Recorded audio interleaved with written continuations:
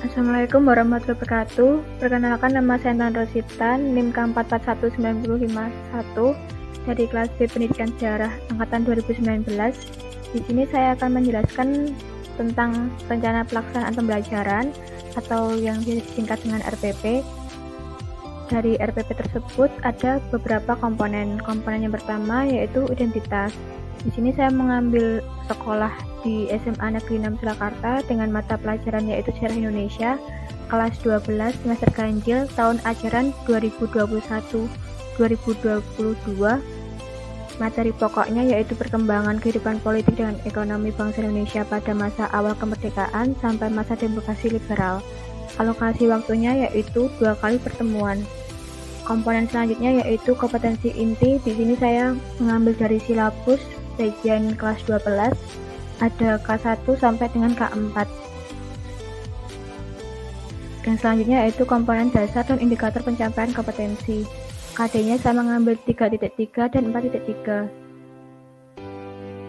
3.3 yaitu menganalisis perkembangan kehidupan politik dan ekonomi bangsa Indonesia pada masa awal kemerdekaan sampai masa demokrasi liberal.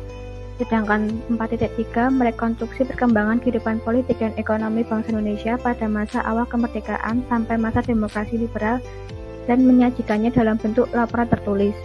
Dari KD tersebut, saya menjabarkan dengan IPK. IPK yang pertama yaitu menganalisis sistem pemerintahan bangsa Indonesia pada masa awal kemerdekaan. Yang kedua, menganalisis kebijakan-kebijakan ekonomi bangsa Indonesia pada masa awal kemerdekaan. Yang ketiga, menganalisis kondisi politik bangsa Indonesia pada masa demokrasi liberal. Yang keempat, menganalisis sistem ekonomi bangsa Indonesia pada masa demokrasi liberal. Yang KD keempat dengan IPK yang pertama menelaah informasi tentang perkembangan kehidupan politik dan ekonomi bangsa Indonesia pada awal kemerdekaan sampai masa demokrasi liberal.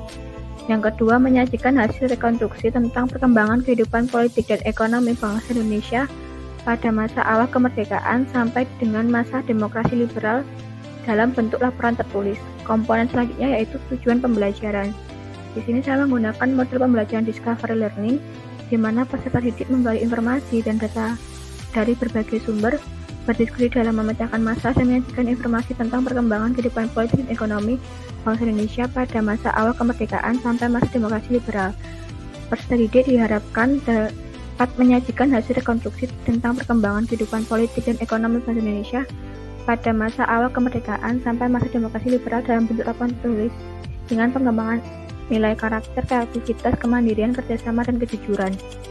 Selanjutnya yaitu materi pembelajaran. Di sini saya bagi menjadi 4. Yang pertama, sistem pemerintahan bangsa Indonesia pada awal kemerdekaan, kebijakan-kebijakan ekonomi bangsa Indonesia pada awal kemerdekaan, kondisi politik bangsa Indonesia pada masa demokrasi liberal, dan sistem ekonomi bangsa Indonesia pada masa demokrasi liberal. Selanjutnya yaitu komponen pendekatan, modal, dan metode pembelajaran. Di sini saya menggunakan pendekatan saintifik, modelnya discovery learning, metodenya ceramah, diskusi, dan penugasan.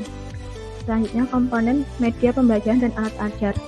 Media pembelajarannya yaitu PPT tentang perkembangan kehidupan politik dan ekonomi bangsa Indonesia pada masa awal kemerdekaan sampai masa demokrasi liberal. Alat ajarnya papan tulis, laptop, LCD proyektor, kapur, dan spidol. Selanjutnya yaitu komponennya sumber belajar dan bahan ajar.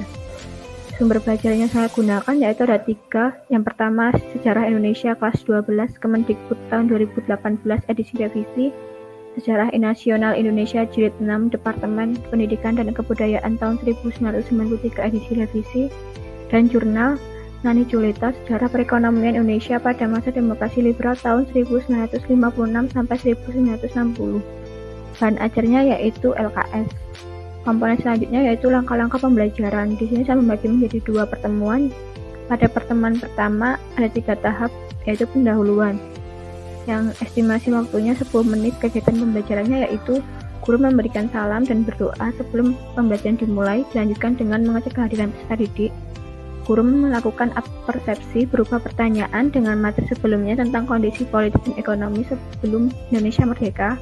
Guru menyampaikan kompetensi dasar serta tujuan pembelajaran. Guru menyampaikan garis besar materi pembelajaran pertemuan hari ini dan penilaian yang akan dilakukan. Selanjutnya tahap kegiatan inti. estimasi waktu 70 menit. Yang pertama, memberikan stimulus. Guru menyampaikan sekilas gambaran mengenai keadaan awal kemerdekaan Indonesia dan keadaan pada masa demokrasi liberal melalui PPT yang sudah disusun. Selanjutnya, guru membagi siswa kelas menjadi 4 kelompok. Guru memberikan stimulus berupa gambar awal kemerdekaan, demokrasi liberal, pemilu tahun 1955, dan dekret presiden.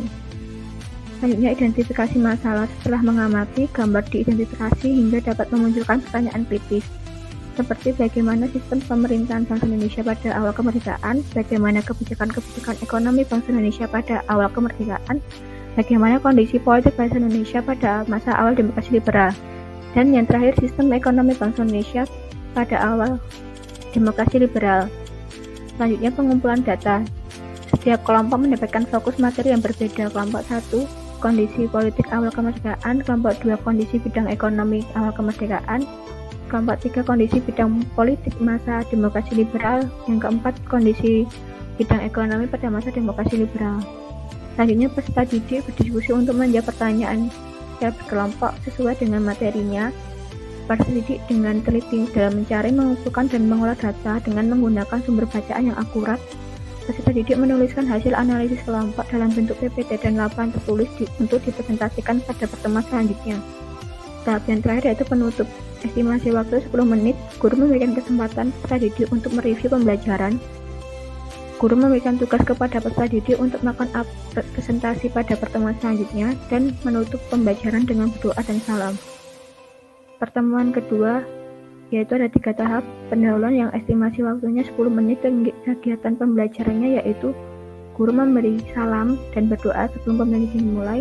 Dilanjutkan mengecek kehadiran peserta didik. Guru menyampaikan tujuan pembelajaran dan guru memberikan waktu untuk setiap kelompok mempersiapkan presentasi. Kegiatan inti yaitu estimasi waktu 70 menit, mengkomunikasikan di mana perwakilan kelompok menyampaikan hasil diskusi kelompoknya di depan kelas melalui presentasi dalam bentuk PPT. Perwakilan kelompok lainnya memberikan tanggapan kepada kelompok yang sedang presentasi. Perwakilan kelompok mengumpulkan tugas kelompoknya dalam bentuk PPT dan laporan tertulis kepada guru. Tahap selanjutnya itu penutup. Estimasi waktu 10 menit, di mana guru memberikan kesempatan peserta didik untuk mereview pembelajaran dan bertanya materi yang kurang dimengerti. Guru beserta peserta didik menyimpulkan keseluruhan materi dan menutup pembelajaran dengan berdoa dan salam. Komponen selanjutnya yaitu penilaian. Di sini ada teknik penilaian sikap itu melalui observasi, penilaian pengetahuan melalui tes tertulis, penilaian keterampilan melalui presentasi, keaktifan dalam berdiskusi, dan membuat laporan diskusi. Yang kedua, bentuk penilaian. Observasi menggunakan jurnal penilaian sikap, praktik menggunakan lembar penilaian presentasi, portofolio menggunakan lembar penilaian laporan hasil presentasi. Yang ketiga, instrumen penilaian. Itu terlampir. Yang keempat, remedial dengan ketentuan yang beberapa ketentuan untuk siswa melakukan remedial.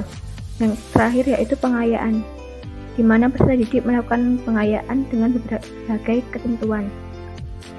Selanjutnya yaitu bagian lampiran. Di sini penilaian sikap menggunakan instrumen penilaian sikap, penilaian pengetahuan dan keterampilan, ada kisi-kisi soal, instrumen penilaian, dan pedoman penilaian. Selanjutnya